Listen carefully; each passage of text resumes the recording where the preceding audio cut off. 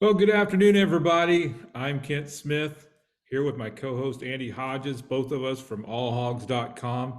We want to welcome everybody to the Slophouse, which is something that we intended to do quite a while ago, although we've had some things happen.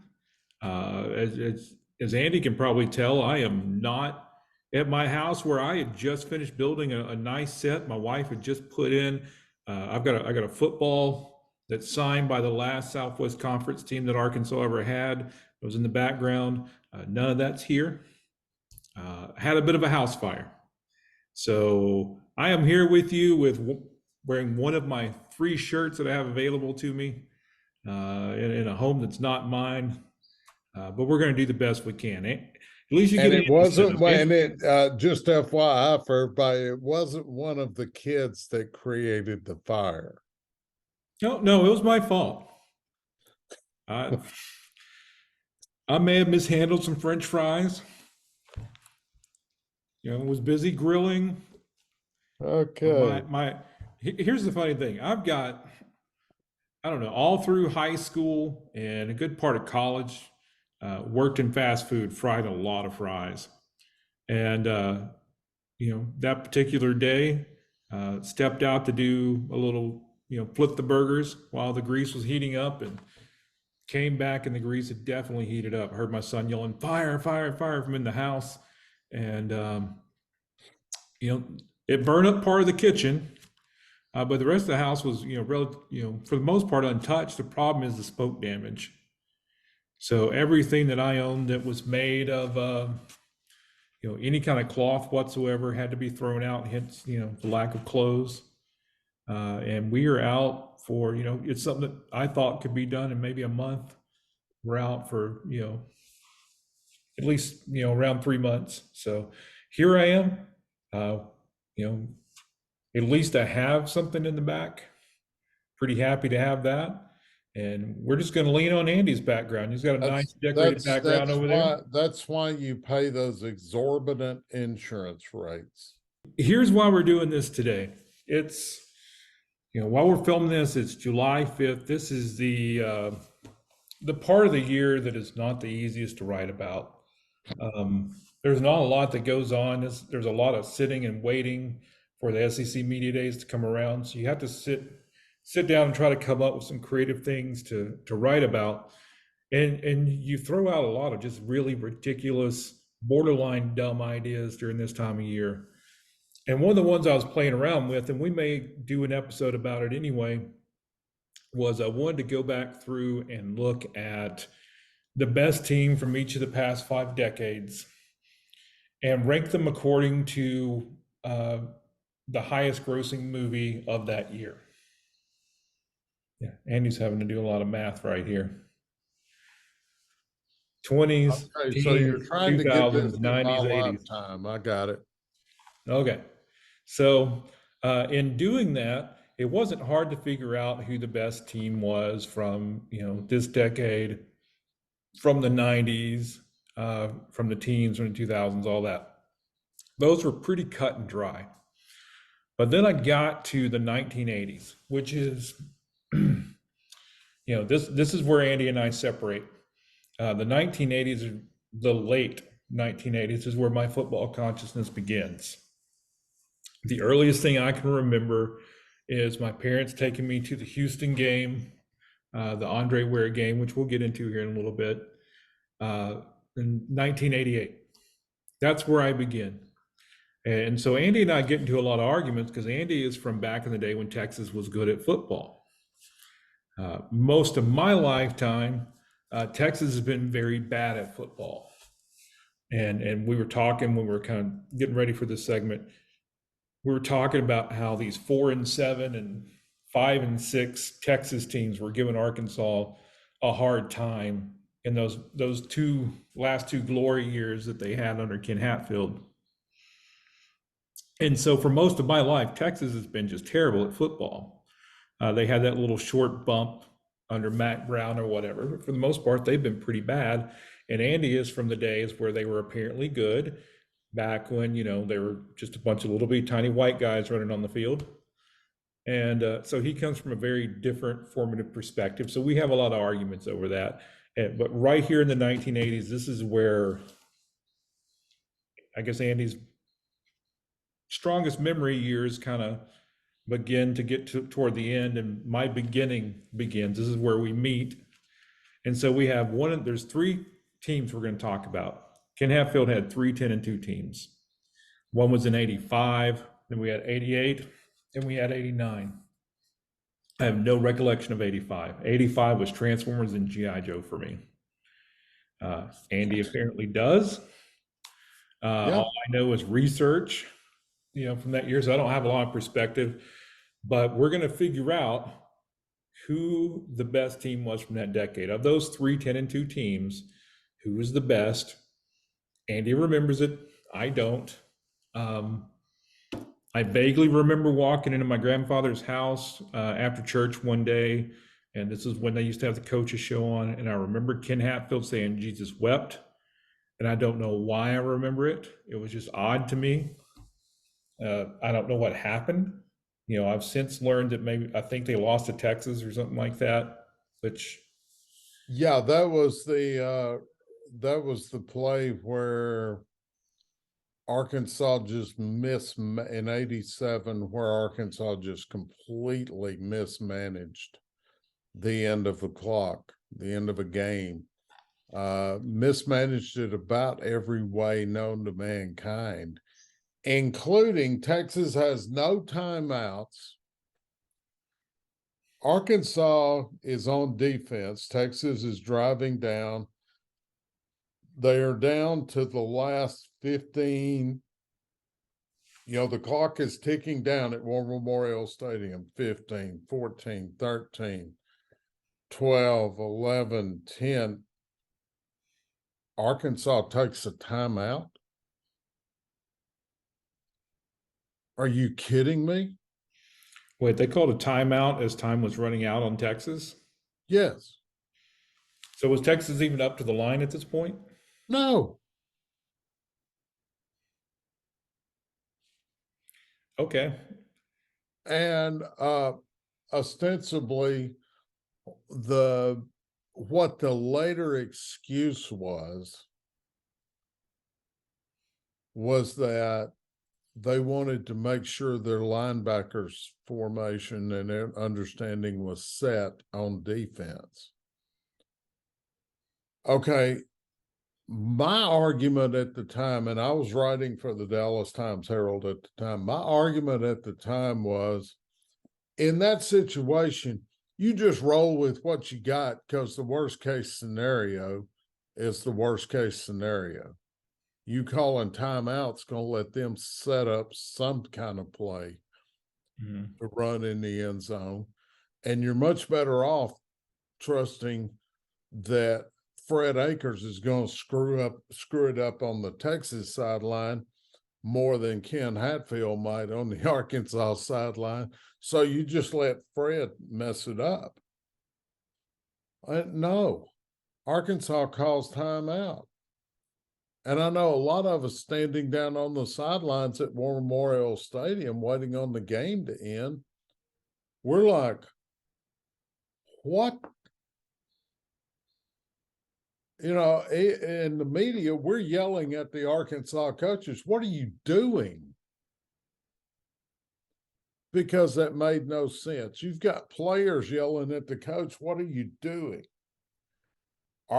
Texas takes the ball, snaps it, throws it in the end zone. The ball is tipped at least once, maybe twice. An Arkansas defender and either a Texas guy got a finger on it or not, tips it right into the hands of the smallest receiver on Texas roster. Touchdown, Texas wins. Okay, so one little thing you brought up in there is for those who aren't really that versed or really care about 1980s Razorback football, because I know that's not for everybody. A lot of our audience is too young for that to matter or to care. There were a lot of weird things that, as I was going through researching this and looking at those 1980s teams, that stood out to me. One thing you just mentioned, Texas and War Memorial Stadium, that doesn't process with me. I don't understand how that's a thing. And as I'm looking through the schedules, what threw me off even more, um, the reason I got to go to a Razorback game in Little Rock, that Houston game, that was the only ranked team they played until the last game of the season against Miami. So you've got your one marquee game is in War Memorial Stadium, and I, a kid from Warren, Arkansas, happens to get tickets from my uncle, who was the one person in the entire extended family who was a hardcore Arkansas football nut. I had a portion of the family who was really into basketball, but other than my dad, no one was really super into football.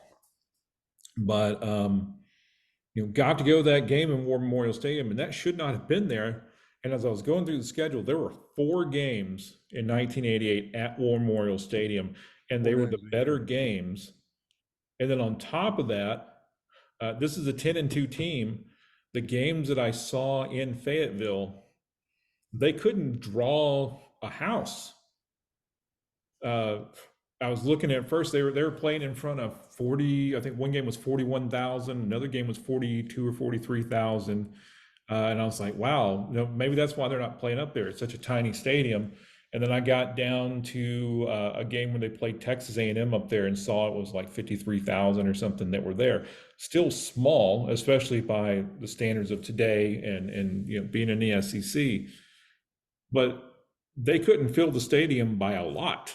That's at least a 20% empty stadium in a year you're 10-2, and you're playing all your games in War Memorial.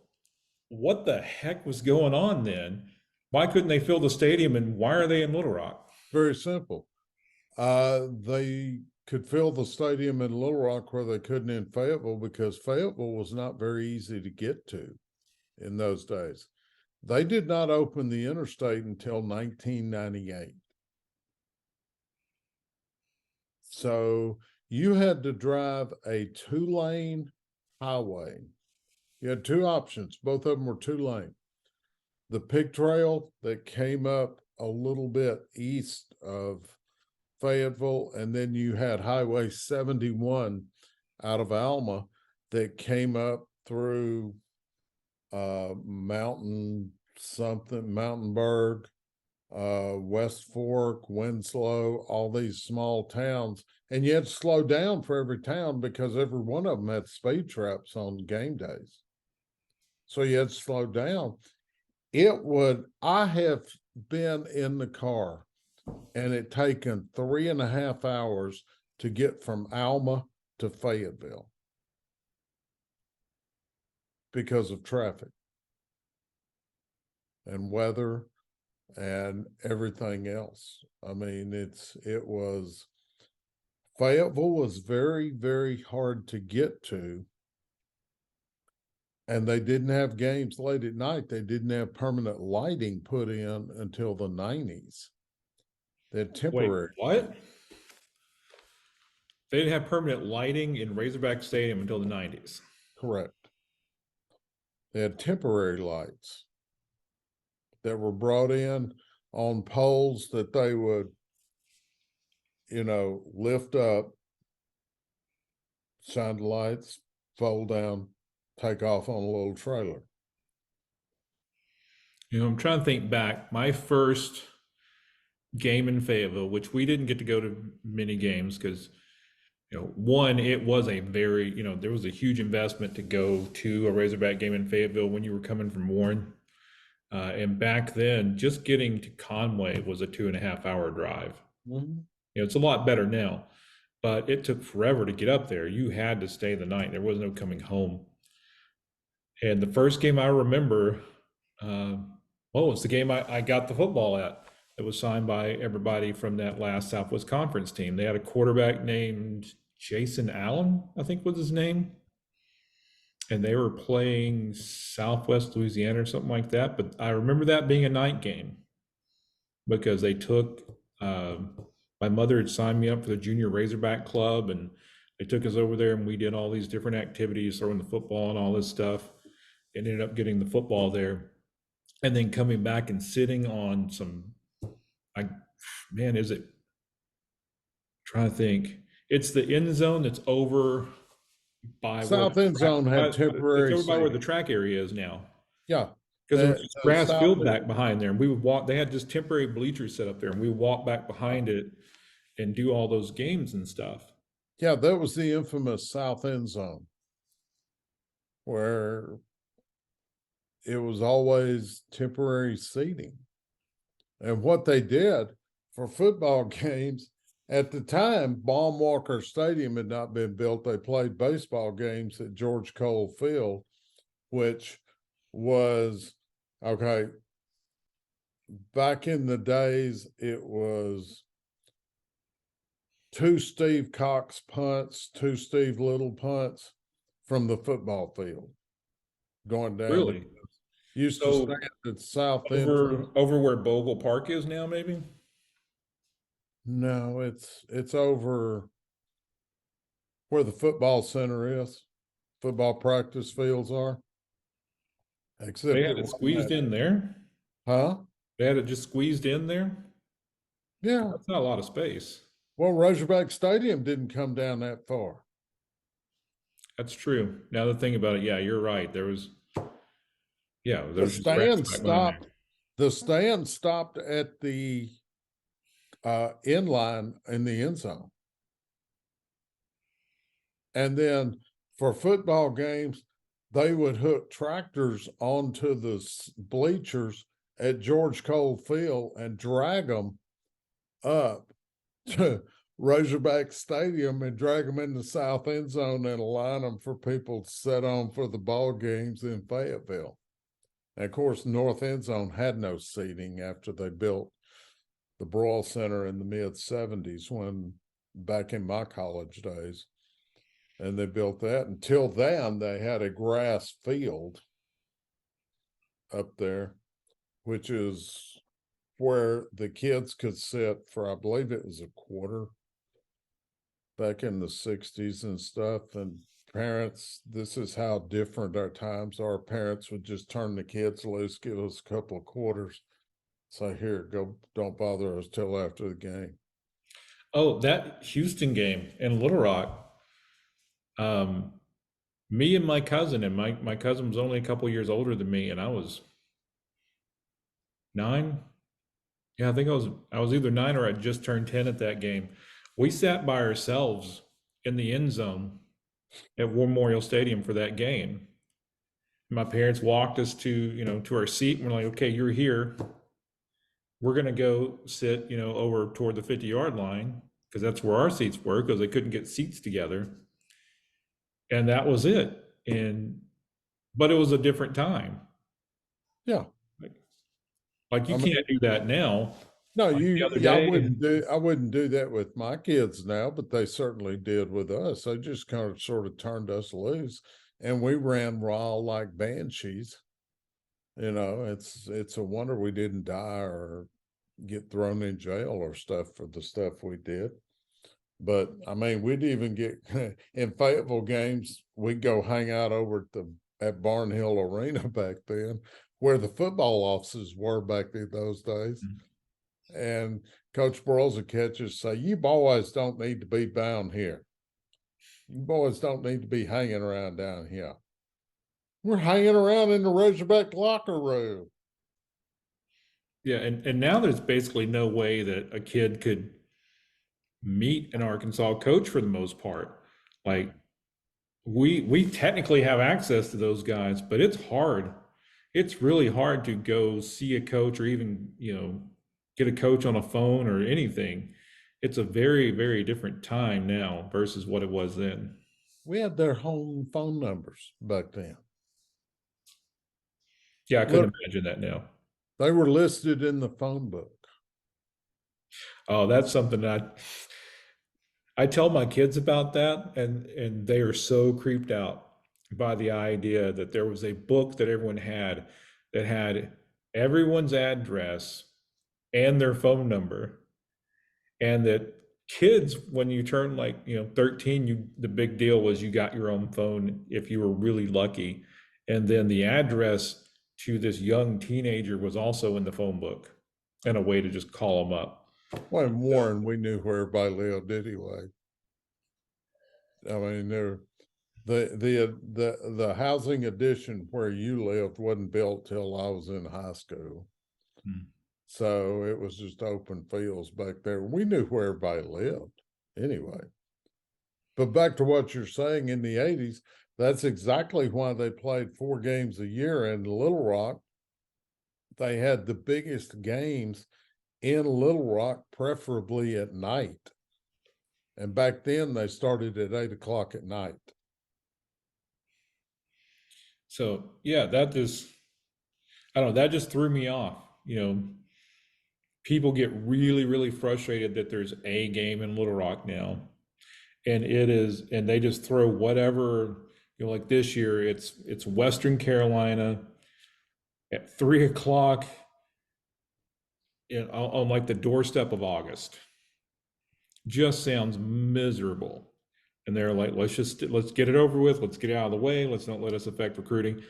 That had to have been horrible on recruiting back then. I don't know what the recruiting rules were, but just the idea that as a football player, The for recruiting more than rules, half your season, you got to get on the bus and drive down those pig trails no, you're no, talking no, no, about to go to no. a football game. Back then for recruiting, there was no recruiting. Recruiting in other words, recruiting for 2023 would not be finished yet in those days. They didn't sign the majority of players. They signed several on signing day that was usually in April. Then you continued signing players. Players were continually recruited all the way through August.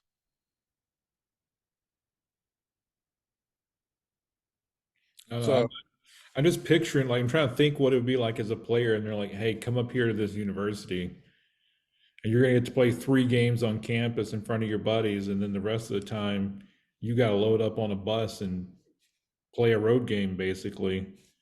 I don't ever remember seeing a recruit on the sidelines in the 70s and 80s. Don't ever remember it.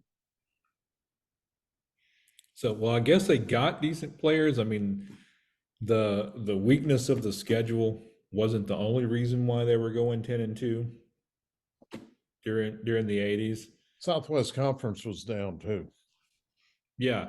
So, like I said, I was looking at 1988. They had one ranked team that was on that schedule until they got to Miami at the end of the season. Well, you're leaving out what may have been one of the best teams. 1982, coached by Holtz. Well, I mean, like I said, I just went through and pulled up who had the best records. That Like, team was 9.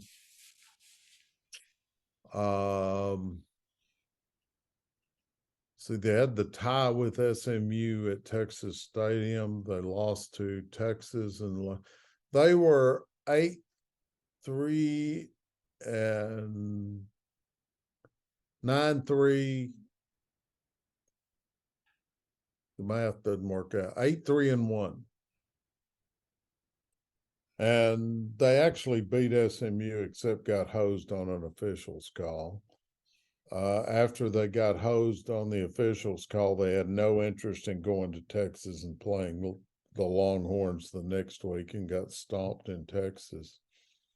But that team with Billy Ray Smith as a senior and stuff was very, very good. That was probably Holtz's third best team at Arkansas.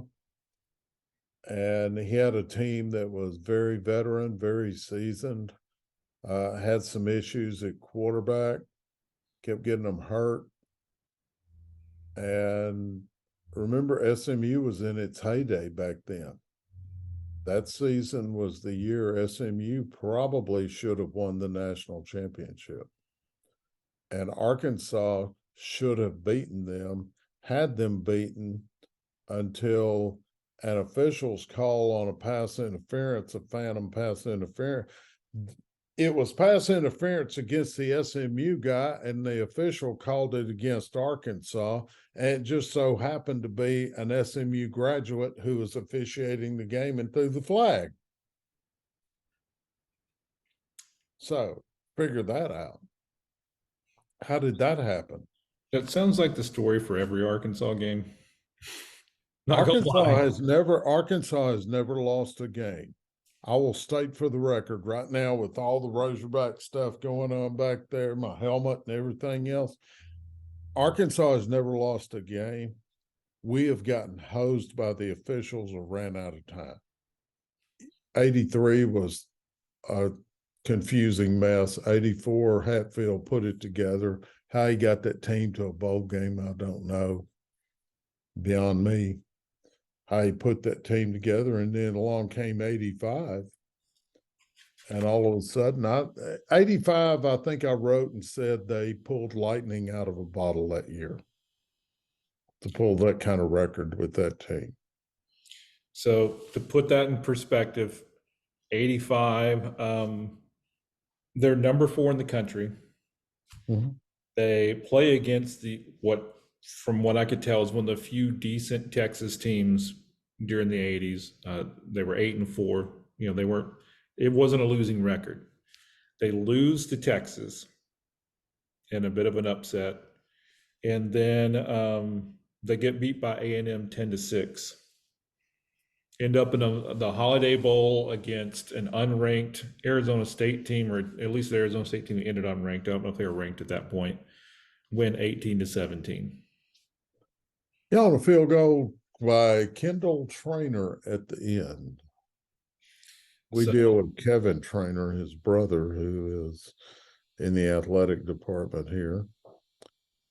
Yeah, the 85 team caught lightning in a bottle, came from nowhere, had it going good until they ran into a very good Jackie Sherrill team. And Jackie Sherrill, to this day, you mentioned playing against the Razorbacks and Ken Hatfield, and he almost has to excuse himself from the conversation, go to the bathroom, throw up, and come back. Hated it. Because Hatfield taught a technique that's illegal now. Scramble blocking for the offensive lineman. Go for their knees. Hatfield didn't try to do this and get the pushback one way or the other. Hatfield went back to Broyles' way of doing things in the 60s, which was that and have total chaos. And A&M's got these all-pro defense linebackers and things that they ain't worried where the ball is. They're trying to keep their knees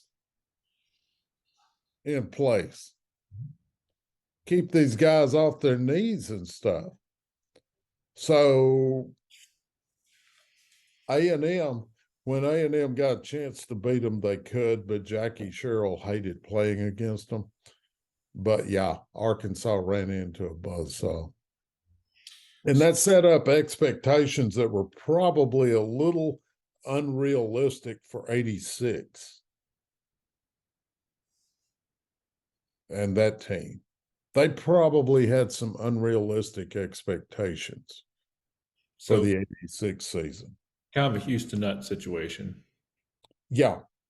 I mean, there were national people that picked them. I mean, and I'm as guilty of it as anybody. I picked them to win the national title in 86. So the weird note that I have here from that 85 team, I ranked them out of those 3 10-2 teams, I ranked them the lowest. But the weird note that I have that stands out is they played a conference game in front of 13,000 people. And so having come from the SEC era where a lot of your games are in front of, 85 to over 100,000 fans, seeing games where your high level games are, you're really, really, really just absolutely like Arkansas, or your high level that would be like Alabama versus, I don't know, Ohio State, that kind of level game theoretically, was drawing 50,000 on those Arkansas schedules. But a lot of those games were in stadiums where it was 13,000, 20,000. Who's the 13,000 against? 13,000 is at Rice. Not surprising. And you had some really low ones with SMU.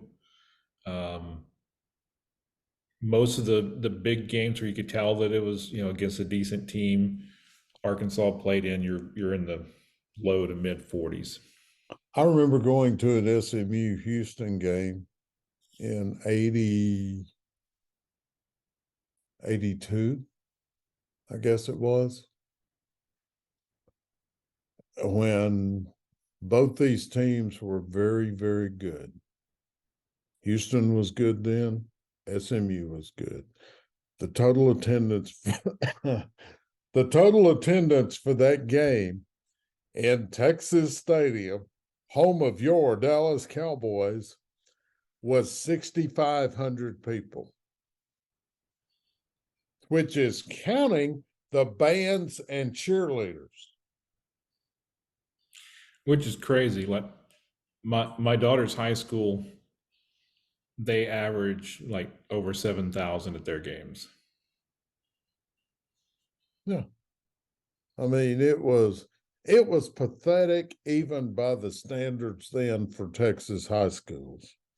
I mean, I had a high school athletic directors tell me if the best they could get for a game was 6,500 people, they'd fire the coach just on principle.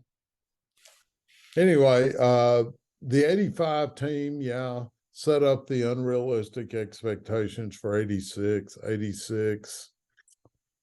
Ended in the Orange Bowl, the game that was famous for the Bosworth t-shirt. Everybody remembers that. The communist one. Uh, I have no idea what you're talking about. So You know who Brian Bosworth is? I know who Brian Bosworth is. He was played for the Seattle Seahawks, had some cool commercials. Okay, Bosworth in high school had been suspended before the Orange Bowl game because they found steroids in his system. Well, what they had done, anyway, he hadn't been taking steroids in months because Switzer told him to knock it off, and he did. But they got down and found like the trace of a trace of a trace in his kidneys. And that's how they found it out. He was in the hospital for something else that they were looking at. And they ran a drug test. He got popped by the NCAA. Well, Bosworth can't play in the game, but he's there.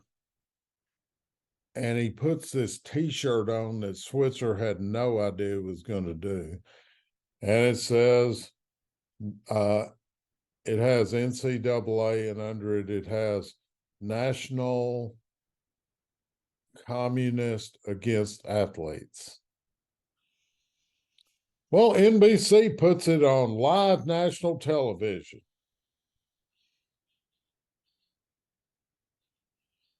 Didn't go over big.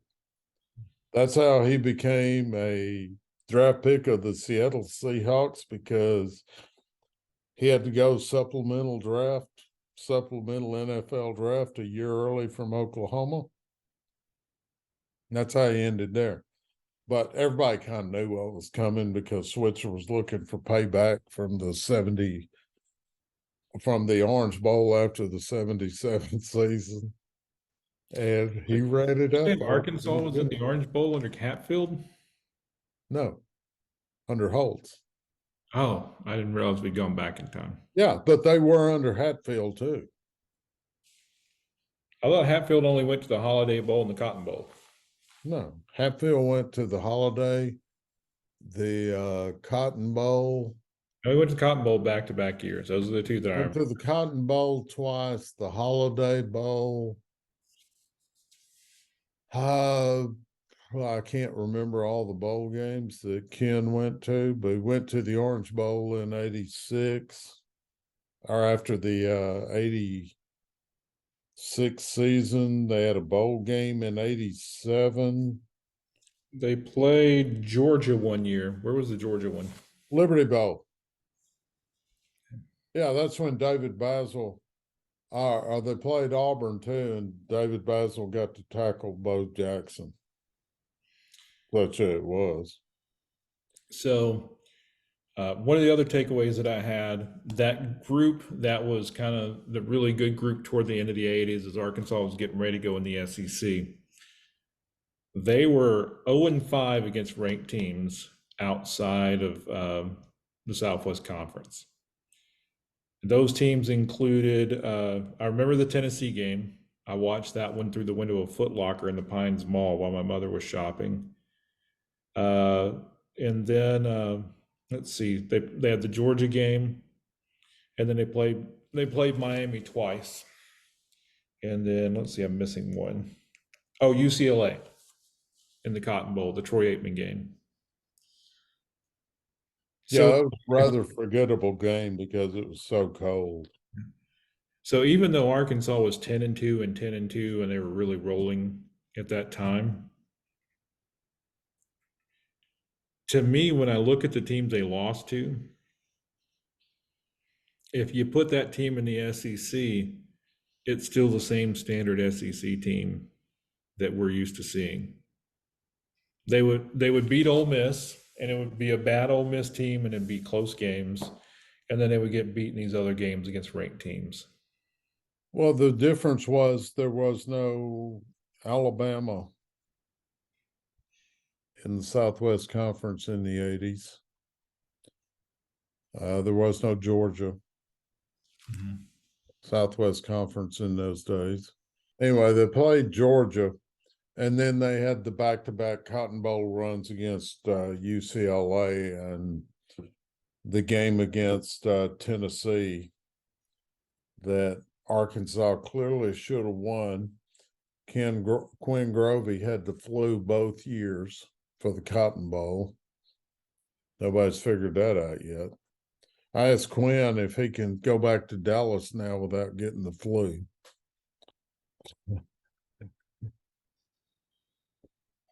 Because I mean, it seemed like every time they played a game in Dallas, Quinn had the flu. Georgia was the Liberty Bowl on the old Raycom network. Oh God. Raycom was Raycom and Jefferson Pilot were big players in my early years. Yeah. Well, they made a small bundle of money after the 84 decision by the Supreme Court that said college teams can control their own TV rights to college football games. Georgia and Oklahoma teamed up in a lawsuit against the NCAA, and the NCAA lost a unanimous decision in the Supreme Court. And ever since then, the NCAA has not had control of college football. So the one thing that I took away from this is I know a lot of people are like, man, if we just stayed in the Southwest Conference or if we moved on to the Big 12 or whatever. I look at what that experience was, the schedules that were put together, the teams they were having to play on a yearly basis, the lack of people showing up in the stands, the lack of ranked teams, and compare it to what my experience has been, even though they've lost a lot. There's no way I would trade them being in the SEC for what they had in the Southwest Conference during those days. Okay. I would rather be who I really am and not have this false feeling of I'm good, but I'm really not. And then do that in front of nobody. Arkansas Arkansas was the stepchild in the SEC. They were the only team not in the state of Texas. You mean in Southwest Conference? Southwest Conference. Yeah. They were the only team not from the state of Texas, and the state of Texas teams ganged up on them in the 50s and 60s. They literally ganged up on them. It's why one of the best non-conference series in college football was canceled